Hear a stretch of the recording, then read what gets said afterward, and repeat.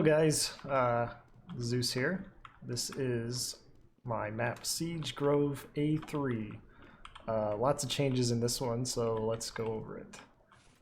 So first of all, you'll notice that my spawn has changed quite a bit. This last area was too, I guess, difficult to get into. Like defending it was weird because there was a long sight line and it was just generally not good. Also, someone pointed out to me that there was a sight line that went basically from spawn to spawn, and there was nothing that cut viz, which means that the map is not going to run particularly well on a full server.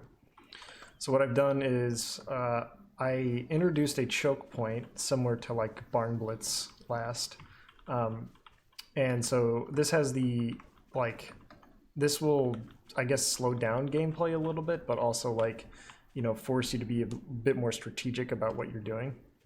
And so as a result of that, I added a bunch of different routes for that. So I have now this new left side is, I guess, some kind of cave thing that comes out into this cliff. And so this is kind of a flanking route. So, both teams should be able to try to utilize this.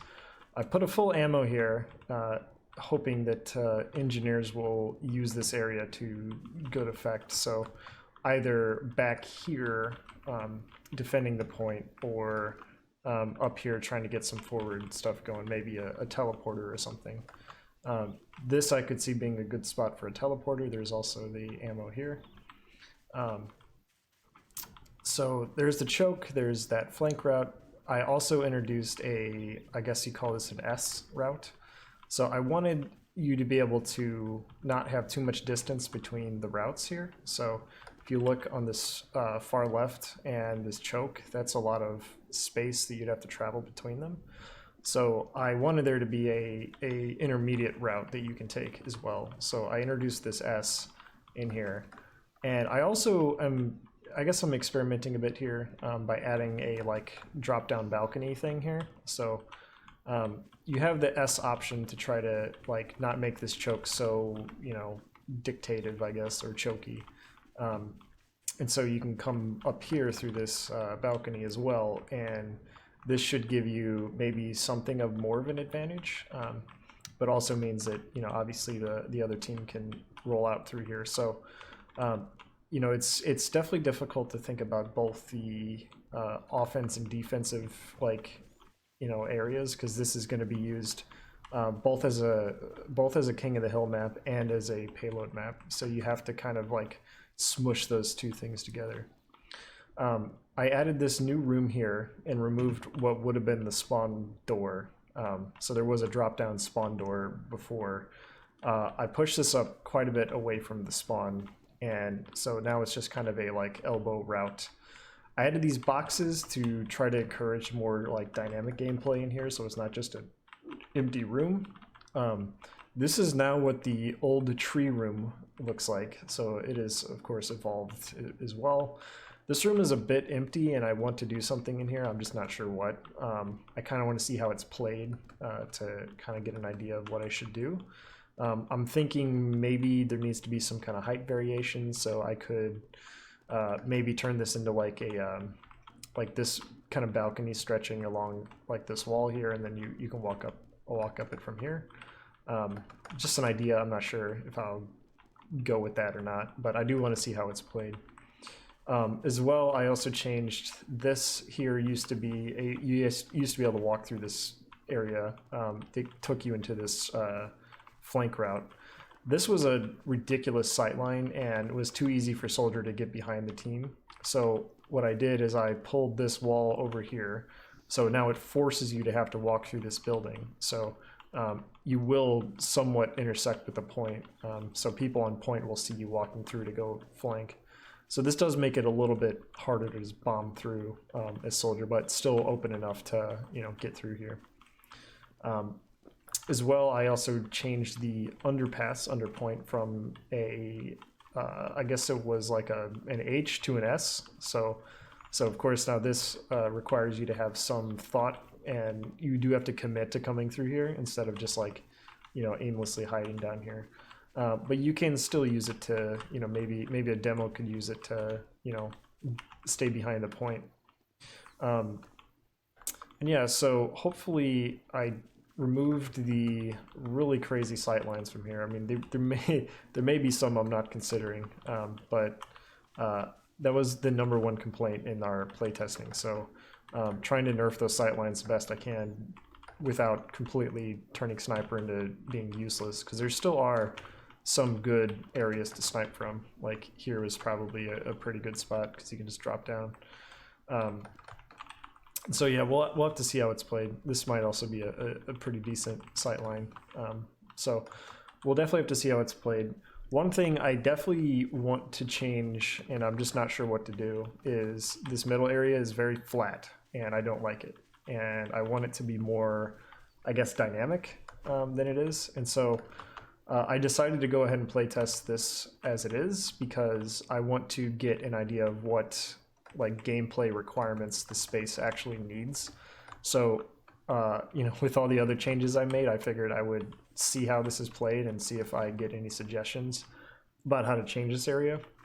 I'm thinking I could probably stretch the this back like row out a bit to like go further, and then I could introduce a middle building here and maybe change something about the control point. Not sure. This is just my like initial thoughts right now. I'll probably experiment with some ideas there. And yeah, so that's about it. I also did some other minor things like adding info observer points, and I did struggle a bit changing the respawn times. Apparently that's a whole can of worms that I was not prepared for. But so hopefully they should be now in the favor of the team that's actually owning the point. So if you cap the point, then you get better spawns than the team defending, because the team defending just spawns right into their last area. So obviously that's not, it's going to be difficult to push through if you're just like instantly respawning. So giving the defending team a little bit of a respawn nerf, I guess, so that they can't just immediately spawn right on top and flood players, and making it impossible to push through there. So hopefully that works, but I might have to still play with that quite a bit, because getting those right is going to be probably pretty challenging. So also health and ammo placements, as always, are, you know, doing my best guess, but I'm sure I'm going to get lots of complaints about that as well. Yeah, so that's about it. I did get some feedback from MegaPyman, thank you, by the way, about the last area. Like, I still think I need to push this area maybe back a little further, so you're not spawning directly on top of the point. Maybe there's some, like, maybe there is a building you walk through for that or something, or maybe there's some kind of, I don't know, maybe there's some other obstacle in the way. I added this, like, I guess, screen, I don't know, like what you want to call it, this to just like categorically prevent both the sniper being able to snipe directly out of a spawn door and being like sniped from one of those areas.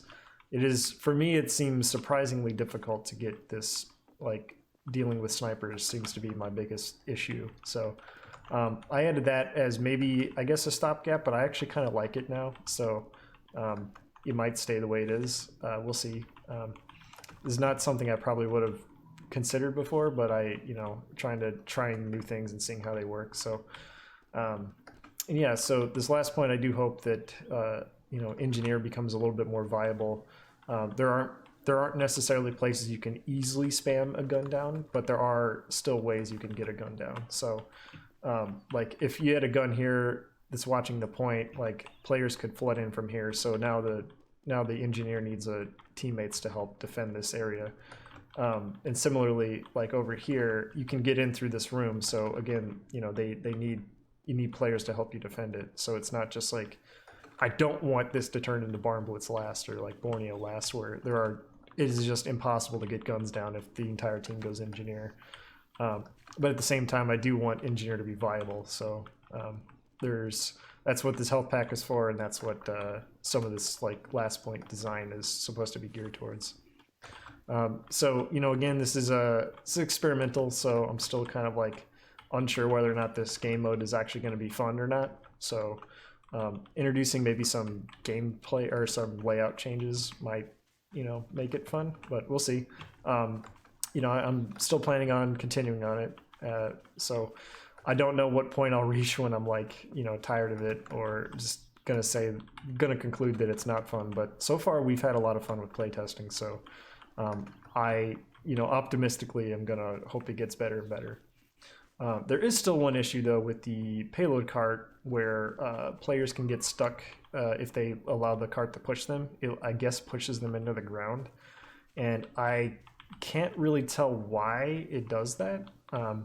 So I basically just removed all my displacements and started using just flat brushes for everything. And that seems to help, though this is a problem I'm going to have to deal with.